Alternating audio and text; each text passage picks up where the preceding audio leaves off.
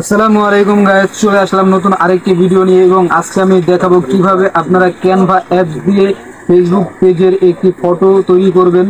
এবং আপনারা অনেকেই ফেসবুক দিয়ে আর্নিং করার চেষ্টা করতেছেন এবং একটি পেজ খুলতেছেন, কিন্তু পেজ খোলার পরে আপনারা একটি প্রফেশনাল ফটো দিতে পারতেছেন না। আপনারা চাইতেছেন একটু ভিন্নভাবে ফটো দিবেন, কিন্তু আপনারা এডিট করতে পারতেছেন না। আজকে আমি দেখাবো কিভাবে আপনারা ক্যানভা দিয়ে একটি ফটো প্রফেশনাল ভাবে তৈরি করবেন নিজের ছবি দিয়ে।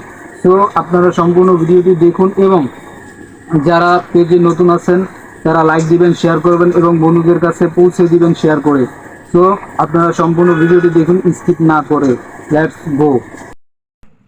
আপনারা আপনার ফোনের মাধ্যমে প্লে স্টোরে যাবেন এবং প্লে স্টোরে গিয়ে আপনারা লিখবেন ক্যানভা। এই যে সার্চ অপশন পাচ্ছেন, এইখানে সার্চ অপশনে লিখবেন ক্যানভা এবং ক্যানভা সার্চ করার পরেই দেখবেন যে আপনার অ্যাপসটি চলে আসবে। অ্যাপটি চলে আসার পরে দেখবেন এখানে কিন্তু আমার ইনস্টল করা আছে, তাই আপডেট চাচ্ছে। আমি আপডেট দিলাম না, আমি সরাসরি ক্যানভাতে চলে গেলাম এবং আপনাদেরকে দেখাবো কীভাবে এডিটিং করবেন। সো আপনারা দেখেন যে উপরে সার্চ বাক্স আছে, সার্চ বাক্সে আপনারা যাবেন এবং সার্চে আপনারা এখানে সার্চ করবেন ফেসবুক প্রোফাইল লোগো। হ্যাঁ, ফেসবুক প্রোফাইল ফটো লিখলে ফেসবুক প্রোফাইল ফটো লিখবেন। এখানে ফেসবুক প্রোফাইল আমি আগেই লিখছিলাম, তো সেটা আমি সিলেক্ট করলাম। এটা আমি সিলেক্ট করার পরে এখানে আসলে একটু লোড নেবে।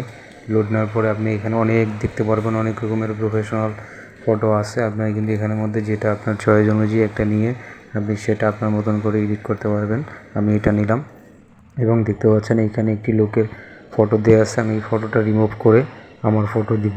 সো আপনারা দেখুন কীভাবে আমি ফটোটা নিই। সো আপনারা চলে যাবেন আপনার গ্যালারিতে এবং গ্যালারিতে গিয়ে আপনারা আপনার পছন্দের ছবিটি সিলেক্ট করবেন এবং আমি আমার এই পছন্দের ছবিটি সিলেক্ট করে নিলাম। তো আপনারা কিন্তু এই ছবির ব্যাকগ্রাউন্ড রিমুভ করার জন্য লাস্টে একটি আমি অ্যাপসের নাম বলে দেবো, সেটা দিয়ে আপনি ব্যাকগ্রাউন্ড রিমুভ করতে পারবেন। এবং এই ছবিটি আমি কার্টুন আকারে ধারণ করেছি, ধারণ করে এখানে কিন্তু আমি বসিয়ে দিলাম। এখন আপনারা নাম কিভাবে বসাবেন, সো এখানে আপনারা এই নামটা এখান থেকে কিন্তু এডিট করতে পারবেন। আগে একটু আপনাদের সাইজ মতন যার যেরকম মন মতো বসায় নেবেন। আমি আমার ইচ্ছে মতন এটা বসায় নিলাম। এখন আমি ইচ্ছে মতন বসাচ্ছি। আপনারা ভিডিওটি দেখতে থাকুন এবং যারা যারা নতুন আছেন তারা সকলেই আমার পেজটি ফলো দিন এবং সকলের কাছে শেয়ার করে পৌঁছে দিন, যারা সকলে এই ভিডিওটি দেখতে পায়। তো আপনারা দেখতে পাচ্ছেন আমি কিভাবে কিন্তু লেয়ারগুলো কেটে কেটে সুন্দর করে সাইজ মতন বসিয়ে দিচ্ছি। আপনারা এইভাবে বসিয়ে দিবেন। হ্যাঁ, তো এখানে আমি আমার নামটি এখন অ্যাড করব। তার জন্য আমি এটা সিলেক্ট করে এডিট অপশনে গিয়ে এখানে কিন্তু আমার নামটি, আমি যে নামটা দিব সেই নামটি কিন্তু আমি এখানে দিচ্ছি। আর মেন কথা হচ্ছে আপনার এখান থেকে যে ফেসবুকে পেজের নাম দিবেন সেই নাম অনুযায়ী এইটাতে নাম দিবেন, তাহলে আপনাদের জন্য পেজের জন্য সুবিধা হবে। সো আমি আমার নামটা দিয়ে দিলাম এসকে সাইড এবং এইখানে দিব ব্লগ। সো আমি এইখানে এখন লিখব ব্লগস। ব্লগ লেখার পরে আমি কিন্তু এইটা ডান দিব। সো আপনারা আপনাদের মন মতন কিন্তু এইখানে ব্লগ লিখতে পারবেন বা অন্য কিছু লিখতে পারবেন। আপনার যে নামটা দিয়েছেন ফেসবুক আইডিতে সেই নামটা এখানে বসিয়ে দিবেন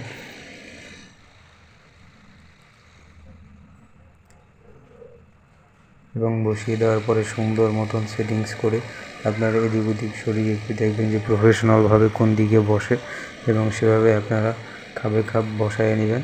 বসায় নেওয়ার পর লেয়ারগুলো একটু টেনে, হালকাভাবে টেনে সাইজ নিয়ে নেবেন। তো এই দেখেন আমারটা কিন্তু সুন্দর করে এখানে বসে গিয়েছে। সো আপনারা কিন্তু এখান থেকে এই নামের ফন্টটাও আপনারা চেঞ্জ করতে পারবেন। সো আপনারা দেখেন এভাবে আমি কীভাবে ফন্ট চেঞ্জ করি। দেখেন আপনারা এভাবে মিলাই নেবেন, আপনার যে ফন্টটা ভালো লাগে সেই ফন্টটা আপনারা নেবেন। আমার যে ফন্টটা ভালো লাগতেছে আমি সেটা বেছে বেছে নিচ্ছি। আপনারা দেখতেই পাচ্ছেন এবং দেখতে থাকুন ভিডিওটি, সম্পূর্ণ ভিডিওটি দেখুন, নাহলে পুরোপুরি বুঝবেন না। দেখেন আমি কিন্তু ফন্ট মিলাচ্ছি, আপনারা এভাবে ফন্ট মিলাই দেখবেন যে আপনারা পারেন। যেভাবে আপনাদের যে পছন্দ অনুযায়ী যে ফর্মটি আপনারা নেবেন, এই ফর্মটি আপনারা এখান থেকে পছন্দ অনুযায়ী নিয়ে নেবেন।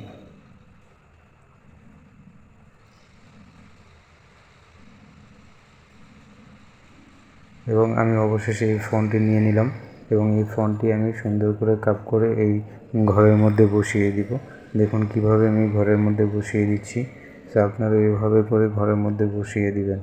তো দেখতেই পাচ্ছেন আমি কিভাবে একটু একটু করে এডিট করতেছি এবং একটু একটু করে প্রফেশনাল ঘরের মধ্যে বসাই দিচ্ছি। আমার মতন করে আপনারা এভাবে এডিট করতে পারবেন। সো আপনারা চাইলে নাম ছাড়া এভাবে এডিট করতে পারবেন, তাই আমি একটু নাম ডিলিট করে আপনাদেরকে দেখাইলাম। সো আপনারা এভাবে নাম ছাড়া কিন্তু এডিট করতে পারবেন।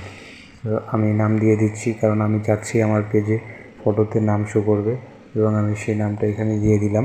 সুন্দর করে কাপ করে আমার এখানে নামটা বসাই দিলাম। এবং আপনারাও এভাবে কাপ করে সুন্দর করে নামটি বসায় নেবেন, আপনাদের মনের মতো করে সাজিয়ে নেবেন। সো আপনারা দেখতেই পাচ্ছেন আমি কিন্তু নামটি বসাই দিচ্ছি। একটু এগুলো কাপাকাপি করবে, কারণ ফোন দিয়ে এডিট করার সময় একটু কাপাকাপি করবে। তো আপনারা এভাবে বসিয়ে দিবেন, এবং বসিয়ে দিয়ে আপনারা কিন্তু উপরে সেভ দেখতে পারবেন। এই যে উপরে একটি সেভ আইকন আছে, সেভ আইকনে দিবেন, এবং সেভ আইকনে দিলে চাপ দিলে অটোমেটিকলি আপনার গ্যালারিতে এটা সেভ হয়ে যাবে। সো আপনারা এইভাবে করে আপনারা একটা ফটো এডিট করতে পারবেন। এই যে দেখতে পাচ্ছেন সেভ হচ্ছে, ঠিক আছে। আপনারা এভাবে দেখতে পারবেন, দেখেন যে সেভ হচ্ছে।